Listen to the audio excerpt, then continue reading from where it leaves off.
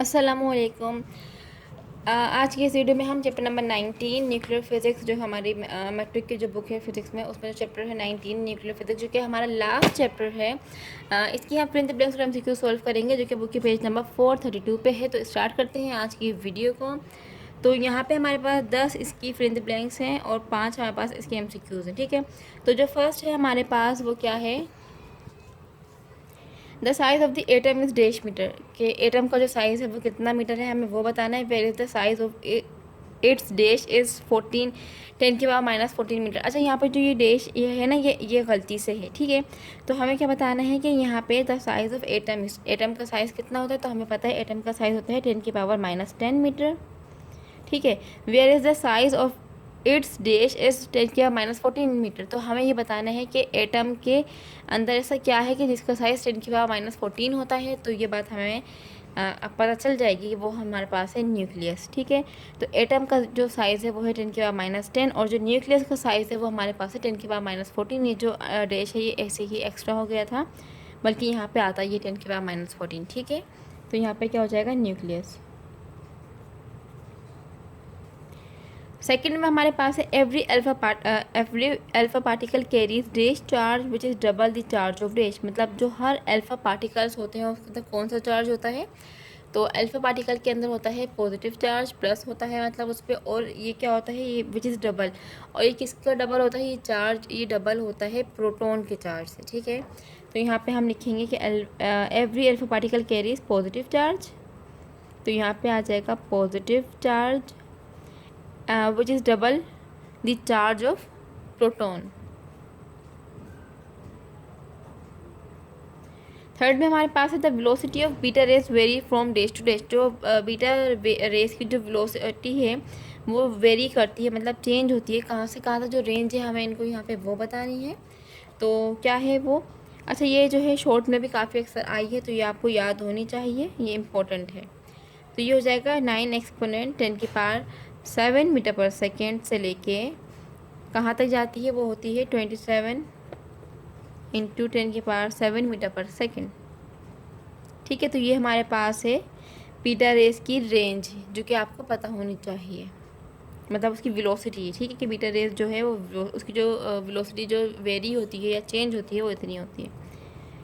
Fourth में हमारे पास है dash is also called the electron, के हम इलेक्ट्रॉन भी कहते हैं, तो वो क्या होता है, बीटा रेस। बीटा रेस को हम इलेक्ट्रॉन्स भी कहते हैं, तो यहाँ पे आ जाएगा बीटा रेस। फिफ्थ में हमारे पास है dash rays are not deflected by an electric और मैग्नेटिक फील्ड के, मतलब ये कौन सी रेज हैं जो डिफ्लेक्ट नहीं करती है, चाहे इलेक्ट्रिक फील्ड हो चाहे मैग्नेटिक फील्ड हो। ये जो रेस हैं ये डिफ्लेक्ट नहीं करती हैं, मतलब अपनी डायरेक्शन चेंज नहीं करती, तो वो कौन सी होती हैं, वो होती हैं गैमा रेस। ठीक है, GAMMA। अच्छा, अब हम आ जाते हैं पेज नंबर 433 पे। तो इसकी जो 6 फिल इन द ब्लैंक्स है इसमें, वो क्या है, in dash reaction two lighter nuclear are combined to form a heavy nucleus. ठीक है, तो कौन से रिएक्शन में हम जो है कंबाइन करते हैं, तो यहाँ पे क्या आएगा, यहाँ पे आएगा फ्यूजन। क्योंकि यहाँ पे क्या होता है, फ्यूजन रिएक्शन का मतलब होता है फ्यूज़ करना। दो लाइटर न्यूक्लियर आपस में क्या होते हैं, फ्यूज़ होकर एक हैवियर न्यूक्लियर बना रहे होते हैं। ठीक है, तो इसलिए यहाँ पे क्या है कि इन फ्यूजन रिएक्शन, तो यहाँ पे क्या आ जाएगा, fusion. In fusion reaction two lighter nuclear are combined to form a heavy nucleus. अच्छा, सेवेंथ हमारे पास है a reaction in which dash nucleus split into fragments is called dash. A reaction, ऐसा रिएक्शन जिसके अंदर जो न्यूक्लियस है वो क्या होता है, स्प्लिट होता है अपने ही पार्ट्स में, अपने ही टुकड़ों में। तो वो ये जो रिएक्शन होता है वो हम कहते हैं उसे फिजन रिएक्शन। और यहाँ पे क्या है, यहाँ पे आएगा हैवी न्यूक्लियस, मतलब एक हैवी न्यूक्लियस क्या होता है, वो स्प्लिट हो जाता है। तो यहाँ पे क्या आएगा, reaction in which heavy nucleus split into fragment is called the fission reaction. ठीक है, तो यहाँ पे क्या आएगा, फिजन। फ्यूजन में फ्यूज़ होता है, मतलब एक साथ ऐड होते हैं, और फिजन में क्या होता है, ब्रेक टूटते हैं, स्प्लिट होते हैं। तो ये क्या हो जाएगा, फिजन रिएक्शन। अच्छा, 8 में हमारे पास है एन एटम ऑफ रेडन, मतलब ये हमें जो है एटम गिवन है, कह रहे हैं कि विच कंटेन एक्स प्रोटॉन। इसके अंदर जो है प्रोटॉन वो एक्स हैं, और जो वाई है वो न्यूट्रॉन है। ठीक है, एक्स उन्होंने हमें कहा प्रोटॉन है, जो वाई हमें कहा वो क्या है, न्यूट्रॉन है। आगे कहा है वेयर एक्स इक्वल है डैश एंड वाई इक्वल है डैश, मतलब एक्स कितने होंगे और वाई कितने होंगे। इन्होंने हमें कहा कि एक्स जो है वो प्रोटॉन है और वाई जो है वो न्यूट्रॉन है। तो सिंपल वो ये कहना चाहते हैं कि आप ये बता दें कि इसमें कितने प्रोटॉन हैं और कितने न्यूट्रॉन हैं।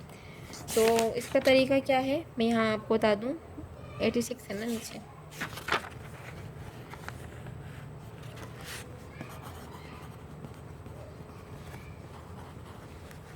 ठीक है, इसमें हमें बताना है कि नंबर ऑफ़ न्यूट्रॉन कितने हैं और नंबर ऑफ़ प्रोटॉन कितने। तो हमें पता है कि ऊपर वाला जो होता है वो मास नंबर होता है, नीचे वाला क्या होता है एटॉमिक नंबर। तो जो एटॉमिक नंबर होता है वही हमारे पास क्या होता है, वही हमारे पास उसका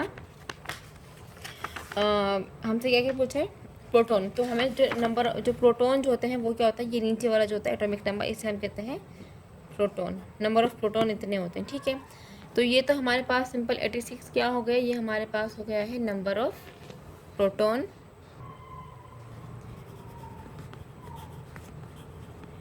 अब हमें बताना है नंबर ऑफ़ न्यूट्रॉन। तो नंबर ऑफ़ न्यूट्रॉन का जो फॉर्मूला है वो है, मतलब नंबर ऑफ़ न्यूट्रॉन में शॉर्ट में लिख रही हूँ, नंबर ऑफ़ न्यूट्रॉन इक्वल होता है ए माइनस जेड। अगर ये फॉर्मूला याद ना रहे तो हम बचपन में लिख के देते हैं ना बच्चों को ए टू जेड, जो हम अल्फ़ाबेट देते हैं उनको, तो उसमें भी हम ऐसे लिखते हैं ए टू जेड। तो सिंपल नंबर ऑफ़ न्यूट्रॉन का फॉर्मूला क्या है, ए टू जेड, मतलब ए में से जेड को माइनस करना। ए क्या है, जो मास नंबर होता है ऊपर वाला, उसमें से हम माइनस कर देते हैं नंबर ऑफ़ प्रोटॉन को या चार्ज नंबर को, जो कि नीचे लिखा होता है। तो हमें सिंपल क्या करना है, 222 में से 86 को माइनस करना है। जो माइनस करके जो आंसर आएगा वही हमारे पास है नंबर ऑफ़ न्यूट्रॉन। जब मैं इसको माइनस करूँगी तो आंसर आएगा मेरे पास 136। ठीक है, तो इन्होंने हमसे कहा था कि यहाँ पे जो एक्स जो प्रोटॉन है, तो प्रोटॉन कितने हैं वो हमारे पास है 86, और जो नंबर ऑफ़ न्यूट्रॉन है वो हमारे पास है 136। ये कहाँ से आया, हमने क्या किया 222 में से माइनस कर दिए 86 को, तो आंसर आ गया है 136। 9th हमारे पास है nucleus of dash is called alpha particle, मतलब किसका जो किसका न्यूक्लियस हम जो है हम उसे अल्फा पार्टिकल कहते हैं। तो यहाँ पे क्या है, न्यूक्लियस ऑफ हीलियम, मतलब हीलियम के न्यूक्लियस को हम अल्फा पार्टिकल कहते हैं। तो यहाँ पे क्या आ जाएगा, हीलियम। 10th में हमारे पास है the time in which half of the atom of an element decay is called dash of an element. The time in which half of an atom of an element decay. तो ये हमें पता है, ये क्या है, ये हमारे पास है हाफ लाइफ, क्योंकि यहाँ पे हाफ ऑफ एन एलिमेंट की या एटम की बात हुई है, उसकी डीके की बात हुई है, तो इसीलिए ये क्या है हमारे पास, ये है half life of an element. तो यहाँ पे आएगा हाफ लाइफ। तो ये हमने इसकी 10 जो फिल इन द ब्लैंक्स है वो हमने कर ली। अब हम आ जाते हैं इसके एमसीक्यूज़ की तरफ। तो पहली जो है यहाँ पे क्या है, the number of proton in the nucleus is called. जो नंबर ऑफ़ प्रोटॉन होते हैं उसे हम क्या कहते हैं, उसे हम कहते हैं एटॉमिक नंबर। क्या कहते हैं, एटॉमिक नंबर कहते हैं। तो हमारा जो सही ऑप्शन है वो है बी।